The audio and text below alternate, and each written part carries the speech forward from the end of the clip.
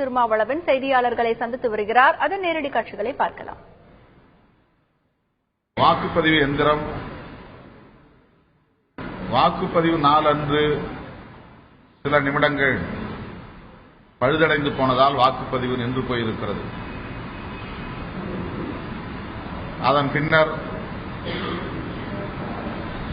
பழுது நீக்கும் பொறியாளர் வந்து அதை சரி செய்த பின்னர் வாக்குப்பதிவு நடந்திருக்கிறது. அதே வாக்குப்பதிவு எந்திரம்தான் வாக்கு எண்ணிக்கையின் போதும் யார் யாருக்கு எவ்வளவு வாக்குகள் என்று காட்டுகிற திரை வேலை செய்யவில்லை. அதனால் 6வது சுற்றின் போது அந்த வாக்குப்பதிவு எந்திரத்தை ஓரமாக எடுத்து வைத்து விட்டார்கள். 13வது சுற்று வாக்கு எண்ணிக்கையின் போதுதான் பழுது நீக்கும் வல்லுநர் அங்கே வந்தார். அப்போதும் அந்த திரை வேலை செய்ய வைக்க இயலவில்லை. அதனால் யார் யாருக்கு எவ்வளவு வாக்குகள் பதிவாகி இருக்கின்றன என்று பிரிண்ட் அவுட் அதிலிருந்து அச்சிட்டு எடுத்துக் கொடுத்தார்கள். இப்படி அதை கணக்கில் எடுத்துக் கொள்ளலாம் என்று எந்த விதிமுறையிலும் குறிக்கப்படவில்லை. அதாவது வாக்குப்பதிவு எந்திரத்தினுடைய விவரங்களை காட்டுகிற திரை வேலை செய்யாத போது அதற்கு பதிலாக அதை தாள்களில் அச்சிட்டு எடுத்துக் கொள்ளலாம் என்பதை தெளிவுபடுத்துகிற விதிமுறைகள் எந்த சட்டத்திலும் இல்லை. எனவே அந்த குறிப்பிட்ட வாக்குச்சாவடியில் மட்டுமாவது மறு வாக்குப்பதிவு நடத்த வேண்டும் என்று கோரிக்கை விடுத்திருக்கிறோம். தேர்தல் அதிகாரிகள் இதற்கு உரிய நடவடிக்கை எடுக்க தவறினால் உயர்நீதிமன்றத்தில்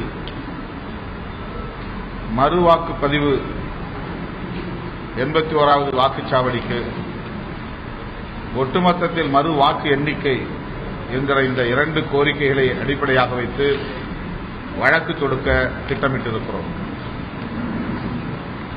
இன்று ஒரு ஆங்கில நாளேட்டில் தமிழகத்தில் நடந்தேறிய தேர்தல் குறித்து நாம் வெட்கப்படக்கூடிய வகையிலே தலையங்கம் தீட்டியிருக்கிறது. தஞ்சை, அரவக்குறிச்சி ஆகிய 2 தொகுதிகளில் மட்டும் விதிமுறைகளை மீறியிருப்பதாகவும்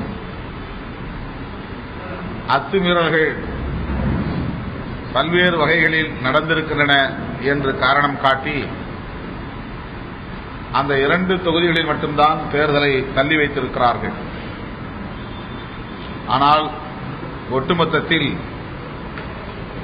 தமிழகம் முழுவதும் அனைத்து தொகுதிகளிலும் இதே நிலைதான் நடந்திருக்கிறது.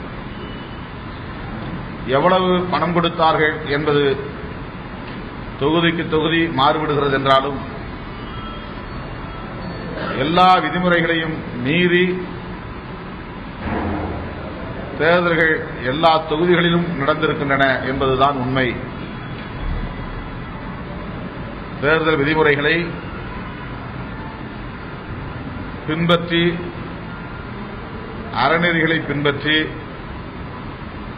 தேர்தலை சந்திக்காத ஒரு நிலை ஏற்பட்டிருக்கிறது.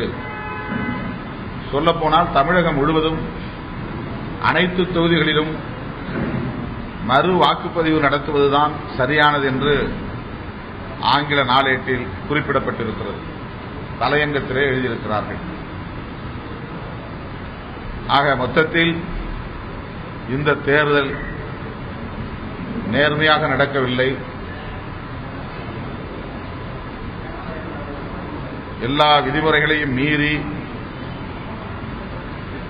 அனைத்து தில்லுமுல்லு வேலைகளையும் செய்து வழிப்பறி கொள்ளையடிப்பதைப் போல இந்த வெற்றியை தட்டி பறித்திருக்கிறார்கள். இந்த நிலையில் காட்டுமன்னார் கோவில் தொகுதியில் நடந்திருக்கிற அத்துமீறல்களையும் வெளிச்சத்திற்கு கொண்டு வர வேண்டும் என்ற அடிப்படையில் சட்டப்பூர்வமாக நாங்கள் இதை அணுகுகிறோம். விரைவில் அதிகாரிகளின் பதிலை எதிர்பார்க்கிறோம். தவறினால் உயர்நீதிமன்றத்தில் வழக்கு தொடுப்போம்.